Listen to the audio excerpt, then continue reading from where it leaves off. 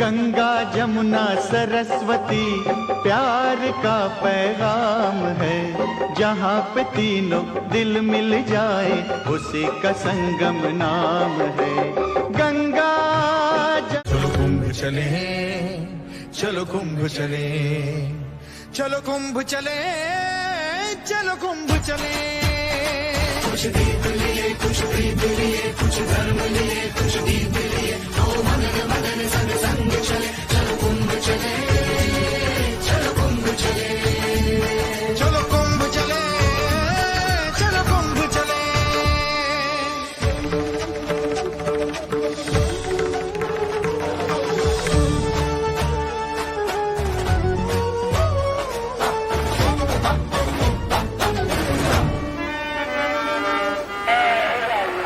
कपट तज गान।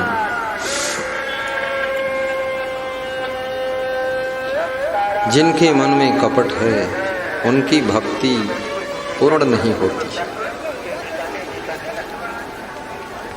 उनकी भक्ति अधूरी रह जाती है, वे सेवा भी पूर्ण नहीं कर पाते। समुद्र में एक जहाज जा रहा था, कपट की कहानी छोटी सी। उस जहाज में बहुत से व्यापारी उद्योगपति बैठे हुए थे। जहाज में सूचना प्रसारित हुई कि समुद्री तूफान आने वाला है। सभी यात्री डर गए। उसी जहाज में एक बहुत बड़ा सेठ, बहुत बड़ा धनपति भी यात्रा कर रहा था। किसी का मोबाइल चार्जर वो सो रहा था और उसका नाम सब जानते थे। अब सब घबरा गए, क्या किया जाए, क्या करें, कैसे करें, तूफान आने वाला है, जहाज डूब सकता है।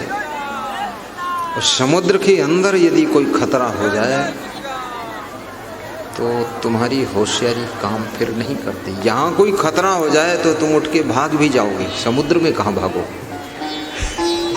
हाँ, यहाँ तो तुम तुरंत निकल जाओगे, हम ही बचेंगे, बाकी तुम तो गए।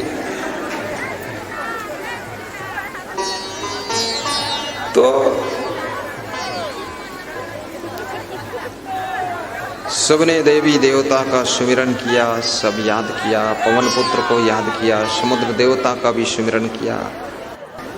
लेकिन दूसरा सूचना प्रसारण हो गया कि तूफान बहुत जोर से आने वाला है और तूफान निकट आ चुका है, जहाज डूब जाने की पूरी संभावना है। सबके दिल कांप गए, अब क्या होगा। तो सबने कहा उस बड़े सेठ को जगाओ, कहाँ है, सो रहा है, उसको जगाओ, वो भी कोई उपाय करे। जब घर में कोई बड़ी समस्या आती है ना, तो जो घर के बड़े होते हैं, घर के मालिक होते हैं, फिर समस्या उनके तक पहुंचाई जाती है कि हल करो आप, ये अब कठिन मैटर है। तो उसको जगाया गया, वो प्रेम से उठा, बोले बात क्या है, इतनी मीठी नींद से आपने जगा दिया। बोले जिंदगी चली जाएगी, ऐसी नींद आई है ना, अब जागोगे ही नहीं दोबारा। फिर समुद्र में तूफान आने वाला है।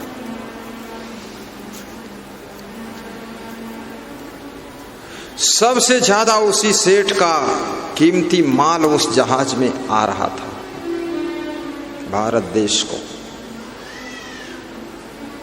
जान का खतरा, माल का खतरा।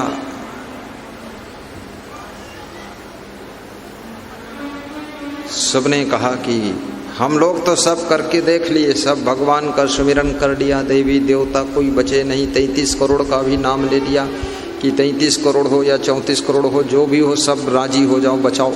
लेकिन कुछ मामला सुलझ नहीं रहा। देवी देवता भी बहुत है, 33 करोड़ देवता है हिंदू धर्म में, और भारत देश में हिंदुओं की जनसंख्या मात्र 110 करोड़ है।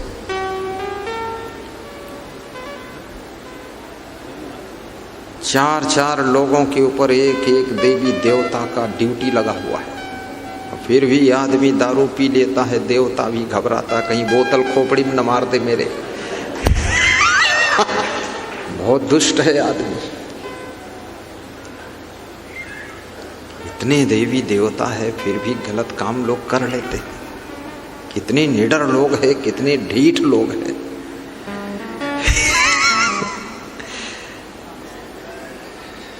बहुत मुश्किल।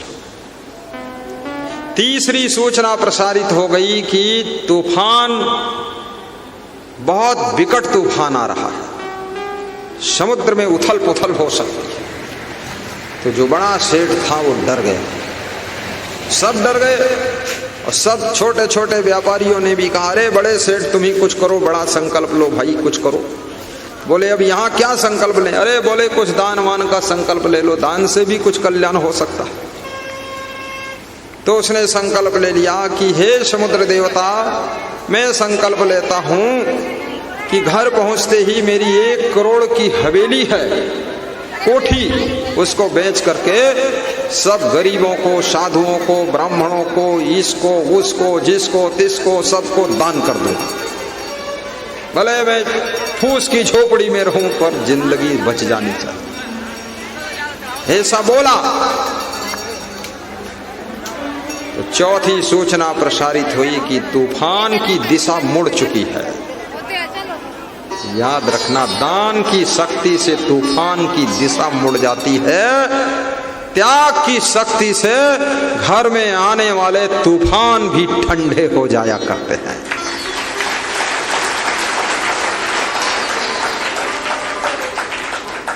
दान वही करता है जिसमें त्याग करने की शक्ति होती है। ये लोभी आदमी दान नहीं कर सकता। लेकिन देखिए, छोड़ कपट तजगान, ये कपट की कहानी है। पांचवी सूचना प्रसारित हुई कि तूफान से जहाज सुरक्षित हो चुका है, कोई चिंता की बात नहीं है, सभी यात्री विश्राम कर सकते हैं। सबके अंदर हलचल हो चुकी थी। एक बार डर लग जाए तो उस रात में नींद नहीं आती है, ठीक से डर लग जाए। फिर कोई कितना समझाए कि अब तुम सब सो जाओ, अब कोई चिंता की बात, लेकिन धड़कन बढ़ जाती है। ऐसा हम लोगों के साथ भी हुआ है, धड़कन।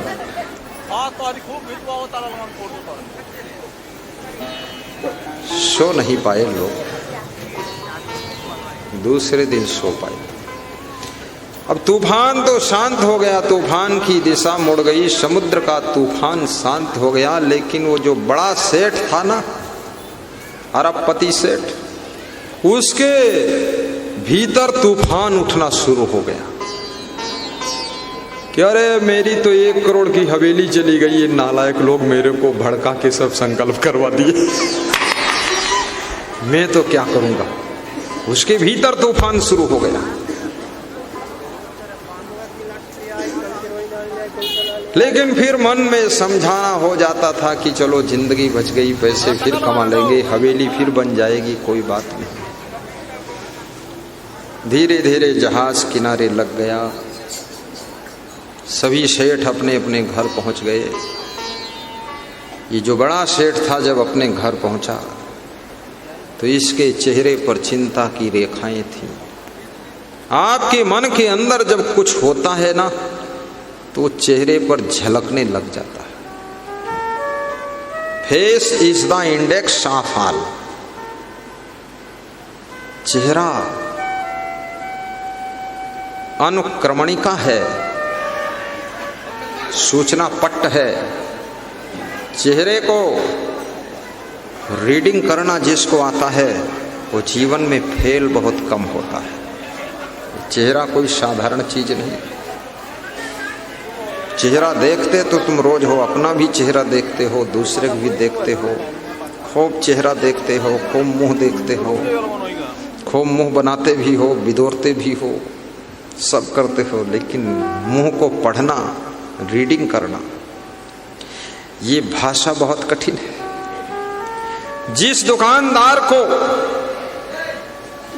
चेहरा पढ़ने की कला आती है वो बिजनेस में विशेष सफल होता है।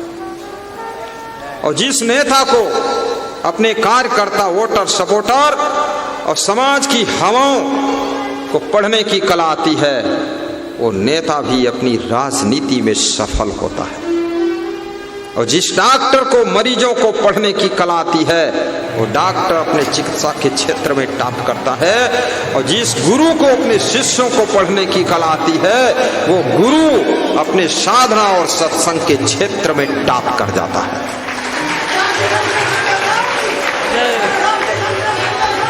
जय जय जय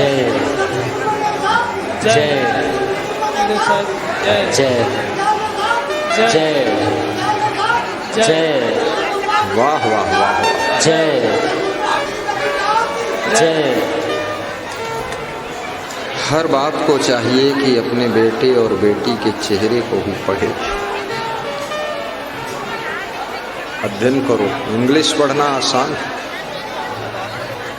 उर्दू पढ़ना आसान, हिंदी के गाना गाना आसान कि दिल के अरमा आंसुओं में बह गए और खूंटा की भैंसी छूट के न जाने कहाँ चले गए। ये सब आसान है, ना कम बोलना आसान है। तो चेहरा पढ़ना, अपने बेटे बेटी का भी चेहरा पढ़ो, इसके मन के अंदर क्या क्या हो रहा है। बहू के भी फेस को रीडिंग करो, अपने माँ बाप के फेस को रीडिंग करो, पड़ोसी को भी रीडिंग करो। ये पढ़ाई बड़ी विचित्र है, ये साधारण पढ़ाई नहीं। गुरु को भी रीडिंग करो।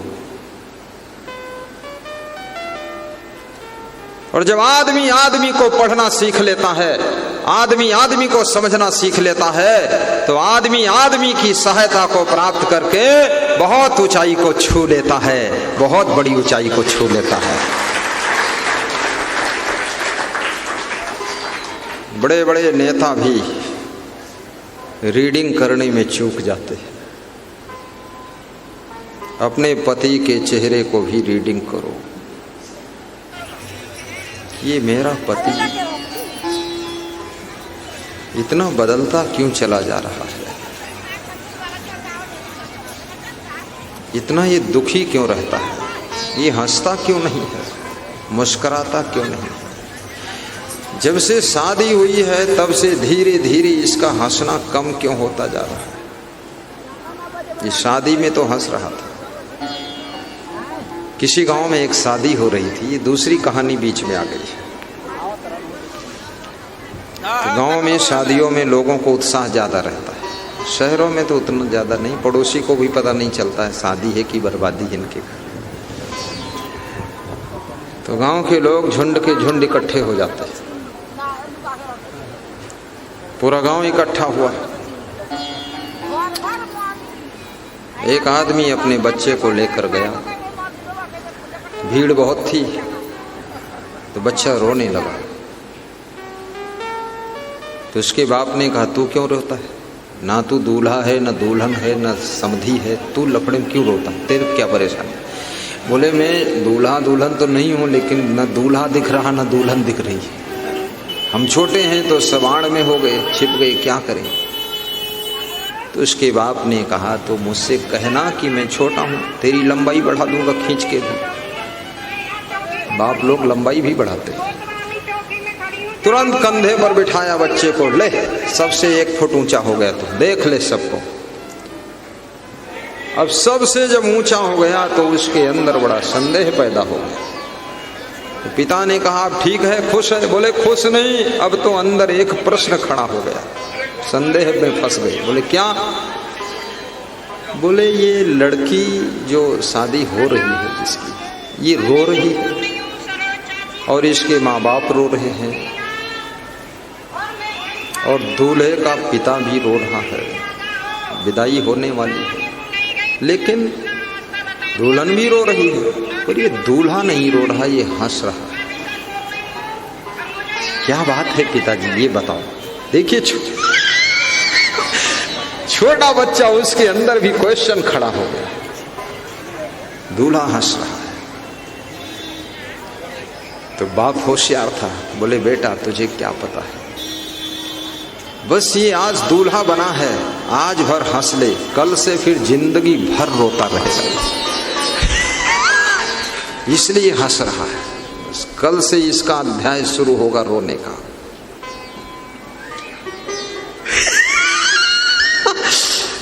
हर नारी को चाहिए कि अपने पति को रीडिंग करे कि मेरा पति शादी के बाद इतना दुखी क्यों होता जा रहा है, इतना ज़्यादा टेंशन इसकी क्यों बढ़ रही है, इसका इलाज आपको करना पड़ेगा।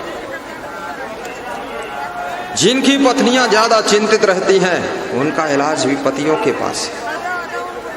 ट्रीटमेंट करो, अन्यथा किसी रोज़ समाचार आएगा कि आपकी पत्नी ने फांसी लगा ली।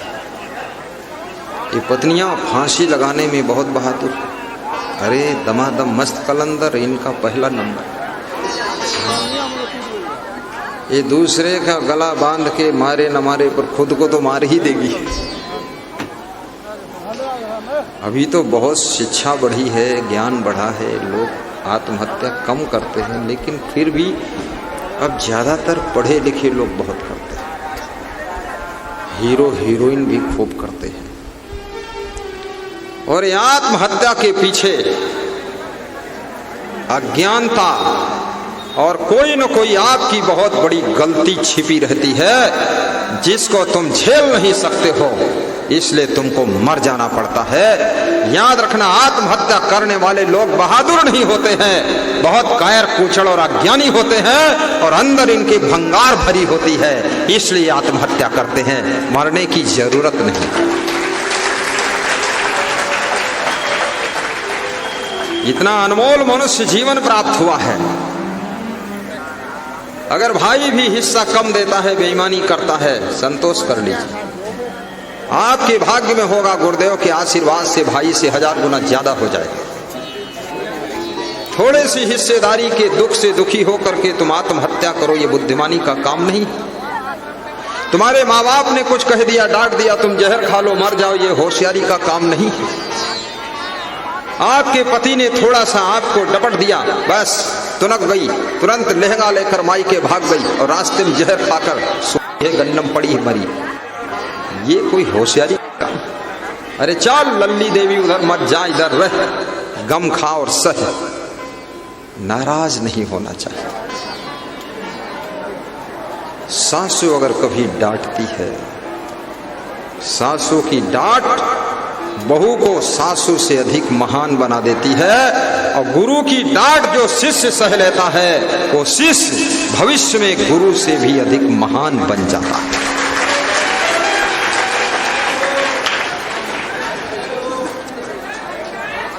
जय जय देवकी जय जय जय वाल्मीकि जय जय जय हो अभिलाष दास। बैठी अभिलाष गुप्ता जी। ये 70 पंखा इन्हीं के 70,000 के पंखे लगवाया, ये जो चल रहे हैं व्हाइट कलर। एक फ्रिज भी दिया है, खड़ी हो सुमन जी। एक एसी मेरे कमरे में लगवाया, राजेश्वरी खड़ी हो।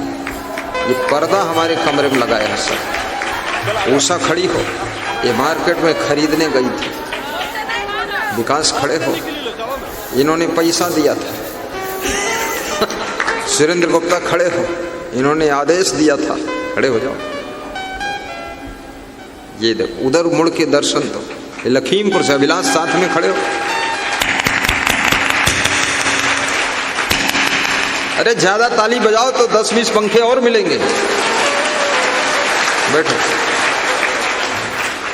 तुम्हारे घत्ता बैधा आदमी न ताली बजाओ में कौन परेशानी है, उधर पंखा नहीं लगे को दे, आखिर मूड खजवाए रहो तुम। हाँ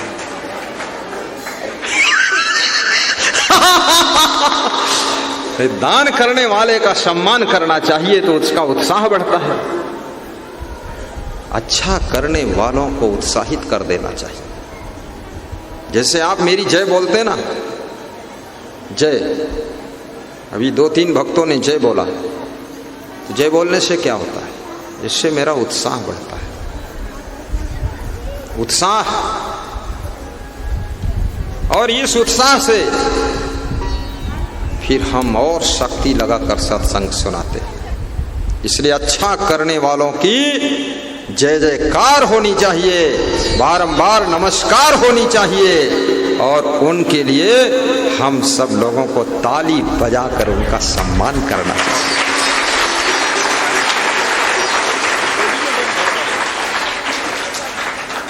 इसमें एक महादानी और बैठे हैं, हनुमान सोनथालिया, खड़े हो।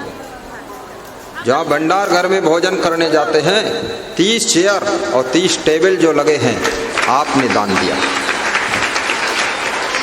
और 30 चेयर और 30 टेबल और बनवा रहे हैं, 60 चेयर, यानी लगभग 3 लाख की चेयर और टेबल दान करने जा रहे हैं। महादानी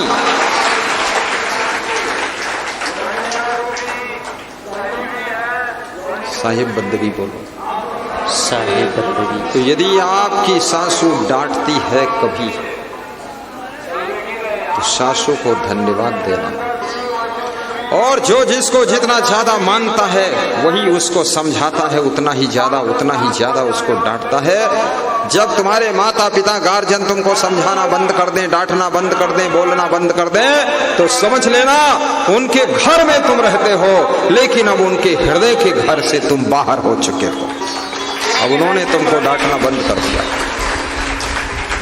लेकिन इसका अर्थ यह भी नहीं है कि माँ बाप डांट कर अपना स्वभाव बिगाड़ दे। कि गुरु जी ने कहा था डांटने से बड़ा प्रेम पैदा होता है। डांटने की आदत भी नहीं बना ली है। जरूरत है तो कभी डांट दिया, क्योंकि ज्यादा जो डांट फटकार लगाता है ना, उसका खुद का बीपी हाई हो जाता है, और फिर ज्यादा अगर डांट फटकार में रहे तो धीरे धीरे सावधान न रहे तो उसका स्वभाव क्रोधी हो जाता है, और फिर और सावधान न रहे तो भस्मासुर हो जाता है। फिर नुकसान भी है, अति डांटना भी ठीक नहीं, क्योंकि कोई भी व्यक्ति कितना समझाओ, कितना सुधारो, कितना कुछ भी करो, लेकिन पूरा कंप्लीट नहीं हो सकता है। ये माया की नगरी है, यहाँ भूल चूक तो सबसे होती ही रहती है। इसलिए थोड़ा क्षमा भी किया करो, बहुत जरूरत पड़ जाए तो महीने में 1-2 बार डांट दिया करो, अन्यथा मुस्करा कर, गम खाकर, क्षमा करके, सहनशीलता बना करके और जिंदगी को आगे बढ़ाया करो। ज्यादा स्वभाव बिगाड़ा भी न करो। सरल स्वभाव न मन कुटिलाई।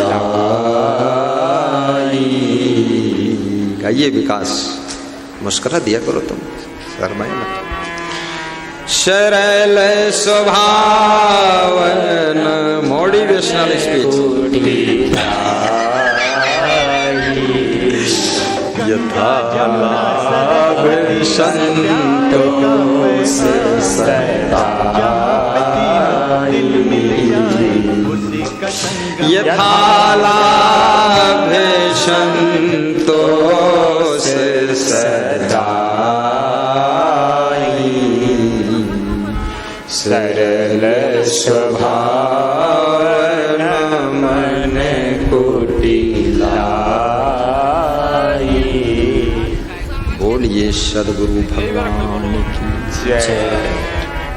वो बहुत बड़ा सेठ जब अपने घर को आता है, बुद्धिमान भी है, धनवान भी है, गुणवान भी है, लेकिन आज उसके मन में चिंता है कि सवेरा होते ही हवेली बिकेगी और ये पैसा दान करना, इस घर को छोड़ना पड़ेगा। त्याग जगत को घूम न देखे, मानुष जन्म सुफल कर ले। कभी ऐसी भी जरूरत आ जाए, घर छोड़ना पड़ जाए, रो रो के मत छोड़ना। भगवान राम की तरह मुस्कुराकर अविद्या को छोड़कर चल देना। चले राम त्यागा बन सो, अतुलित बल नर के हरि दो। घबराना नहीं है, तुम कहीं चले जाओ, तुम्हारा प्रारब्ध, तुम्हारा भाग्य, तुम्हारा कर्म तुम्हारे साथ रहता है। वहां फिर से नया खेल शुरू हो जाएगा, इसलिए हिम्मत नहीं हारना।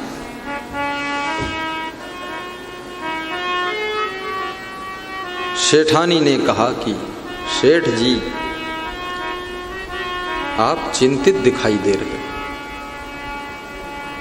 सेठ ने कहा चिंता में हूं इसलिए चिंतित दिखाई दे रहा हूं। किस बात की चिंता है मेरे प्राणनाथ? जिस बात की चिंता है उस बात की चिंता है। खुलासा बताओ ना। समझदार नारी जब अपने पति को चिंतित देखती है तो उसको भी चिंता हो जाती है। ना समझ नारी जब अपने पति को खुश देखती है तब उसको चिंता हो जाती है कि पति को भी कैसे चिंता में डाला जाए, तो कोई न कोई शाम तक इंजेक्शन लगा देती है, तो पति भी चिंता में पड़ जाता है। समझदार नारी अपने पति को खुश देखना पसंद करती है और ना समझ नारी अपने पति को चिंता की ज्वाला में जलाती रहती है। समझदार शिष्य अपने गुरु को प्रसन्न रखता है और समझदार गुरु अपने शिष्यों को भी खुश रखने की कोशिश करता है। और जो दूसरों को खुश रखने की कोशिश करते हैं, याद रखना वह स्वयं खुशियों से भरे रहते हैं, खुशियों से भरे रहते हैं।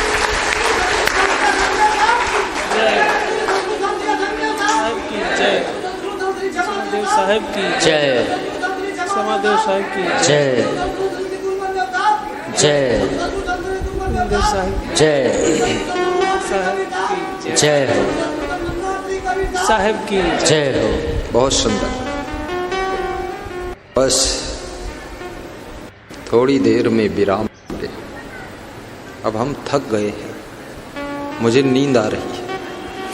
मच्छरदानी लगा दो, खुर्र सो जाओ। तुम भी सो जाओ इसमें बुढ़ा कोठा। नहीं सोना नहीं, मैं सोने के लिए थोड़े यहाँ तो सत्संग सुनना है और सुनाना है। दूसरों की चिंता दूर करने वाले लोग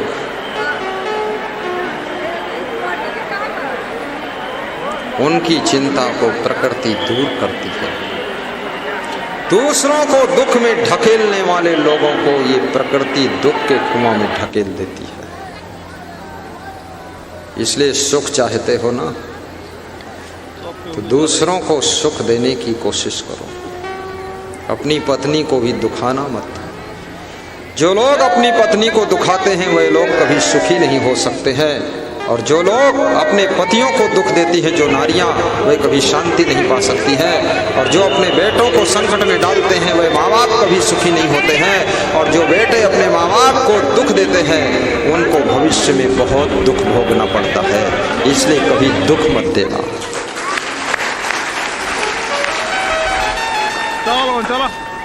कबीर कमाई आपनी कभी न निष्फल जाए, बोया पेड़ बबूल का आम कहाँ से खाए। कर में प्रधान ईश्वर चिरा। गाते रहिए, कहानी है मस्त कहानी, कहानी में ही ज्ञान मिलेगा। कर में प्रधान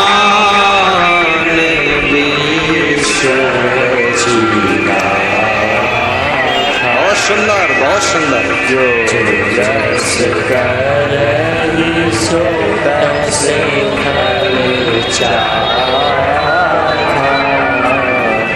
कर्म प्रधान ईश्वर चिरा। जो जस करनी सो तस फल चाखा। जीवन में कर्मों की प्रधानता है। कर्म से भाग्य बनता है। जिस भाग्य को आज तुम भोग रहे हो, किसी न किसी जन्म में आपने वो कर्म किया है, उस भाग्य को बनाया है। आज उस भाग्य में सुधार भी कर सकते हो, भाग्य को बदल भी सकते हो।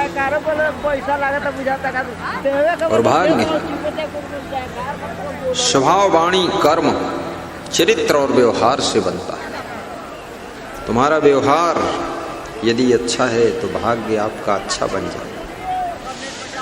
वाणी आपकी अच्छी है, भाग्य आपका चमकेगा। इसलिए वाणी को भी सुधारिए। ये सुबह से लेकर शाम तक गाली बकते रहना ये खतरा है। ओट पटांग बातें करना ये वाणी का पतन है।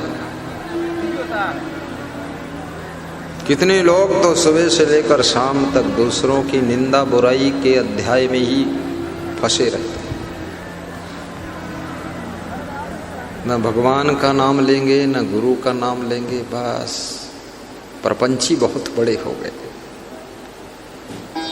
और कितने लोगों की तो ऐसी भी आदत हो गई, अपने बाप की ही निंदा बहुत करते हैं।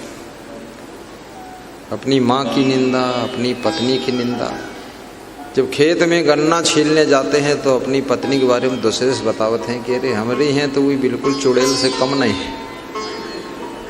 और कितनी स्त्रियां तो अपने पतियों की बहुत निंदा करती हैं। अरे कहती हैं ये पूरा भूत है, न मालूम कौने जन्म के और कौन कर्म रहे जो इसके साथ फंस गया ना। अरे फंस दूसरे के साथ फंस जाती हो तो तुमका बता मारी वो महाभूत मिलत है। फंस नहीं गई बच गई कहो। जिंदा हो यही बहुत है। हाँ।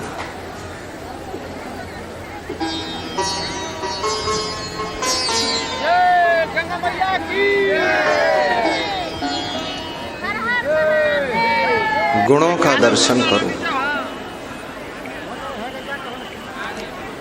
अगर तुम्हारा पति थोड़ा बैधा है, कम बुद्धि है ना, तो सौभाग्य मनाओ कि तुमको अपनी बुद्धि प्रयोग करने का टाइम मिला है। बैधा ना हो तो तुमका कहूँ कुछ आगे कर ही देते। अच्छा है बैधुल्ला मिला है, तुम बुद्धि लगाओ। और यदि पति बहुत चतुर है तो खुशी मनाओ कि हमका रेस्ट करके मिला है, आगे आगे दौड़त है, ठीक है, ज्यादा खिलाड़ी। हाँ। और पत्नी यदि बहुत होशियार मिली है ना तो पीठ ठोके रहो कि चोटिया पकड़ के दौड़ो दौड़ो। बहुत होशियार चतुर है, आंगनबाड़ी की सुपरवाइजर है, घर की भी सुपरवाइजर है। घर के आंगन में नरक बना है, वो आंगनबाड़ी की सुपरवाइजर है। हाँ। और पत्नी यदि बैठी है ना तब वो अच्छा है। जहाँ बैठा दे वहाँ बैठ तो है, गुड़िया तो ना बैठे। पूछो का करे, कहीं जौन बताए रो बत्ते करन। बैधी, जिसकी पत्नी बैधी वो भी भाग्यशाली है। सब चीजें में आनंद लो। हमारे पास में सब प्रकार के लोग आते हैं, सब मॉडल के। कुछ ऐसे भी शिष्य हैं जो बहुत शर्माते हैं, और कुछ ऐसे शिष्य हैं जो बहुत कम शर्माते हैं, और कुछ ऐसे शिष्य कहते हैं हमका शर्म बिल्कुल नहीं लगत, खाली तुमसे शर्म लागत। तो हमहू डराई थे, कहूँ हमसे शर्म खत्म हो गई तो नंगा नाच करी एक दिन।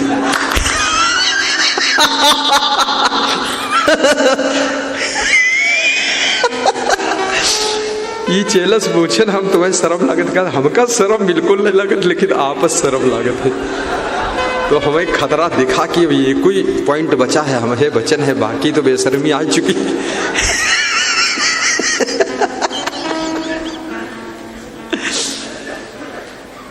सिया ने पूछा है भगवन, कलयुग में कोई कर्म धर्म नहीं मानेगा, कोई कर्म धर्म नहीं मानेगा। सीता ने राम से पूछा कि हे राम, ये कलयुग जब आएगा तो उसमें कोई कर्म धर्म नहीं मानेगा, बहुत भ्रष्टाचार बढ़ेगा। राम ने कहा मुस्कुरा करके, राम हमेशा मुस्कुरा कर बोलते थे। राम बोले, सिया ने पूछा है भगवन, कलयुग में कोई कर्म धर्म नहीं मानेगा, कोई कर्म धर्म नहीं मानेगा, कर्म भी होगा धर्म भी होगा लेकिन शर्म नहीं होगा, कर्म भी होगा धर्म भी होगा लेकिन शर्म नहीं होगी, शर्म नहीं होगी बस। और जिसकी पूरी शर्म खत्म हो जाए ना, तो समझ लेना अब वो सुधरेगा नहीं, अब और बिगड़ेगा वो, क्योंकि शर्म सुधरने का चांस है। एक राजा का बेटा बहुत बिगड़ गया, कुसंगत में पड़ करके 16 साल की उम्र में शराब पीने लगा, जुआ खेलने लगा, वेश्यालय जाने लगा, खुराफात में फंस गया। राजा को जोश आ गया, एक दिन की गलौता है लेकिन इसकी ऐसी की तैसी, ये कैसे इतना सब गदर फंड मचा रखा। ढाक से झापड़ मारा 2-3 और घर से निकाल कर ढकेल कर बाहर किया, निकल बाहर बेईमान कहीं का, खुराफात करता है, जिंदगी मर मिटी, इतना बनाते बनाते दारू पीता है। निकला लड़का, हंसता हुआ निकला, पीछे मुड़कर देखा हंसते ही कि यही तो चाहता था, इतना ही थोड़ा बचा था कि अब निकल गया, अब डट के पीऊंगा जितना पीऊंगा। चला गया। 1 घंटे बाद राजा को फिर मोह आया। माँ बाप डांटने के नाम पर डांट तो देते हैं अपनी संतान को, लेकिन थोड़ी देर के बाद मोह जब उमड़ता है तो फिर से उसको ढूंढने निकल पड़ते हैं, किधर गया है मेरा लाल। ढूंढने के लिए राजा निकला अपने मंत्री को लेकर के, तो देखा कि वेश्यालय में बैठा हुआ शराब पी रहा है अपने मित्रों के साथ। राजा को दुख हो गया, आंसू आ गए, रुमाल से आंसू पोंछा। अपने पिताजी पर नजर उस लड़के की पड़ी कि पिताजी आ गए, अरे रंगे हाथ पकड़ गया मैं तो। वहां छिपने के लिए कुछ व्यवस्था नहीं थी, तो एक घास का तिनका उठाया और अपनी आंख के सामने ऐसे लगा दिया। मंत्री ने कहा इसको पकड़ कर लाऊं घसीट के, बोले नहीं, छूना नहीं, अभी मेरे बेटे के आंख में तिनके भर की शर्म है, अभी सुधरने की संभावना बनी हुई है, वापस लौटेंगे। तिनके भर की शर्म भी सुधारने के लिए हमारे लिए काफी चीज है, इसलिए थोड़ी शर्म है।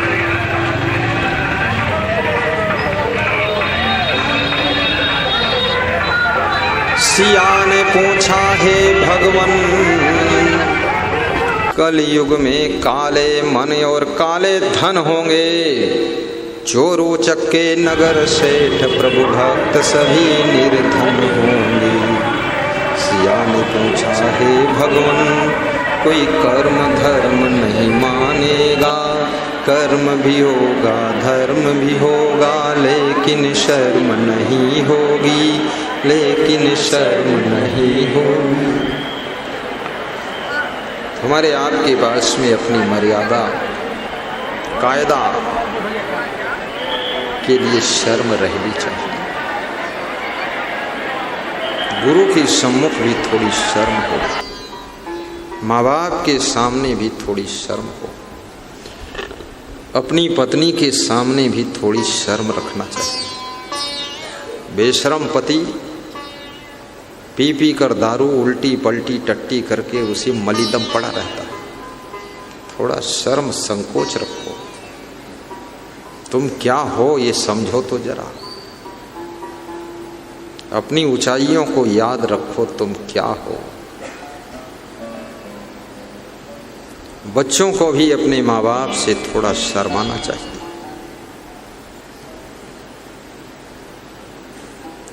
बहुत ज्यादा शर्म नहीं रखना चाहिए, उचित बात भी ना कह सको, इतना संकोची स्वभाव मत बनाओ।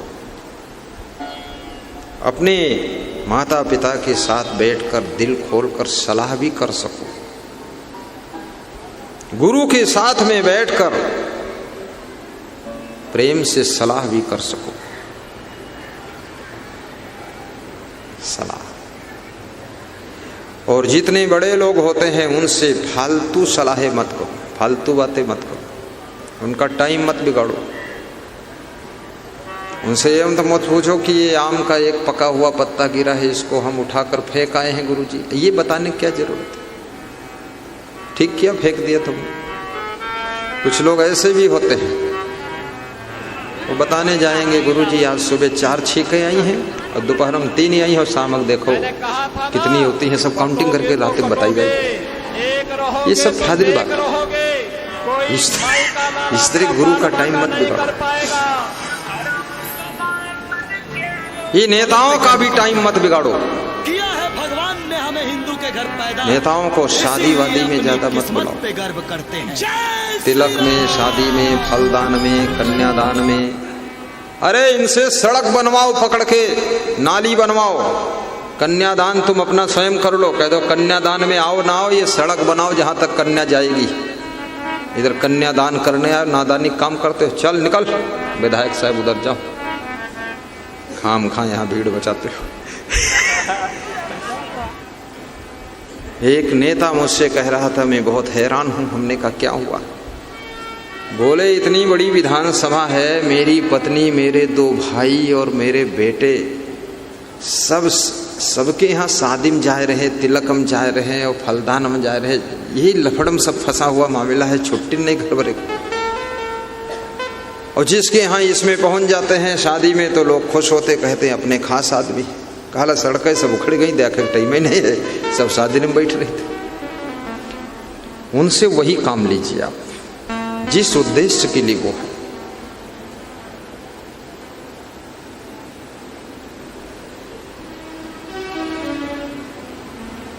वो सेठ के मुखमंडल को उनकी सेठानी पढ़ती है और कहती है, पति देव आप चिंतित दिखाई दे रहे हैं। सेठ जी कहते हैं, हे प्रीतमा मैं चिंता में हूं, इसलिए चिंतित दिखाई दे रहा हूं। तो किस बात की चिंता है? जिस बात की चिंता है उस बात की चिंता है, तो बताइए ना। फिर तो बताया, सवेरा होते ही हवेली खाली करना पड़ेगा। समुद्र में तूफान आ रहा था, मैंने संकल्प ले लिया हवेली बेचकर दान कर दूंगा, करोड़ों की हवेली। सेठानी ने कहा, मेरी शादी आपके साथ हुई, हवेली के साथ नहीं हुई। जब सीता जी अयोध्या छोड़कर राम के साथ वनवास जा सकती है, ए मेरे सेठ हवेली बिक जाए तो बिक जाए, मेरा पति सुरक्षित समुद्र से लौटा है, हवेली फिर बन जाएगी और नहीं बनेगी तो भी कोई बात नहीं। समझदार नारी हर कंडीशन, पोजीशन, सिचुएशन में अपने पति के मनोबल को बढ़ाती है। समझदार घर के सदस्य अपने घर के मालिक के मनोबल को बढ़ाने का काम करते हैं। जो ना समझ होते हैं वह उनके मनोत्साह को डाउन करते रहते हैं। और याद रखना, मनोबल बढ़ाने से मनुष्य के अंदर सोई हुई ऊर्जा जागृत होती है और उस मंजिल को छू नहीं सकता था जिस मंजिल को मनोबल के बढ़ने से थोड़े ही समय में प्राप्त कर लेता है।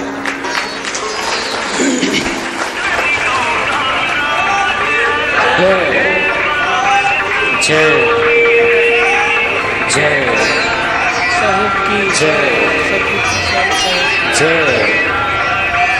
जय जय जय जय